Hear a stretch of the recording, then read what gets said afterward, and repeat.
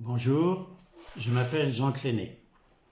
L'ouvrage que je vous présente me tient beaucoup à cœur. Formation en alternance au cœur de l'aventure humaine. L'aventure est celle de tous ces gens avec qui nous avons travaillé l'alternance. Jeunes et adultes, formateurs et enseignants, étudiants et doctorants, chercheurs et politiques. C'est devenu la nôtre. L'aventure humaine est expérience placée ici aux origines des apprentissages, de la connaissance et des savoirs, et les rapports à l'existence.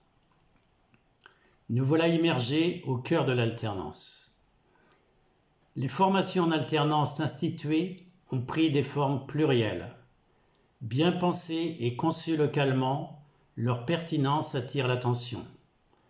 On en fait aussi des panacées débordant d'injonctions à savoir. Dans cet entre-deux, l'ouvrage se veut réflexif et constructif. Il suggère des clés qualitatives de l'alternance issues d'expériences et de recherches situées. L'expérience est puissante et sensible. Partagée, elle suscite l'adhésion et autorise de significatifs développements. Il nous faut dire aussi d'où l'on parle. Retraité depuis 2013, je vis désormais un temps consacré au travail loisir. Un grand moment pour faire et apprendre autre chose autrement. Fils d'agriculteur, j'ai été apprenti alternant. La promotion sociale nous a permis de reprendre quelques études. C'est ainsi que je suis devenu formateur, directeur de MFR et responsable de formation. Plus de 20 ans passés au sein des maisons familiales rurales, des pionnières actives de l'alternance. Un cursus universitaire de travail-études nous a permis d'être nommés maîtres de conférences, puis professeurs des universités à Lille en 2000. Pour 20 années d'une passionnante aventure de l'alternance à l'université. Quelques mots enfin sur les chapitres de cet ouvrage. Le premier fait appel à des histoires et à des mémoires d'alternance. Les conceptions de l'alternance y sont interrogées. Au cheminement inventif local, on y préfère parfois la facilité des standards et des approches techniciennes.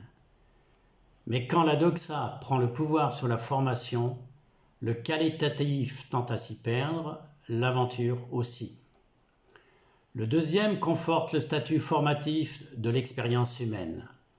Là où apprendre en alternance consiste à s'emparer des puissances et des sensibilités de l'expérience pour 3 fonctions apprenantes. Une fonction constructive pour faire l'expérience, une fonction heuristique pour réfléchir les savoirs, une fonction de conception pour faire vivre les savoirs. Le 3e chapitre met en relief l'accompagnement, entendu comme mode d'intervention utile à des développements de l'alternance. Nous y présentons des exemples de pratiques politiquement voulues. Nous décrivons des contextes rendus propices à des engagements humains. Quand, construit en partage, l'accompagnement contribue à des développements choisis et conforte la confiance. Au final, cet ouvrage fait de l'alternance une proposition philosophique, placée au cœur de l'aventure humaine, pour apprendre à être et à devenir. Merci pour votre écoute, en vous en souhaitant une bonne lecture.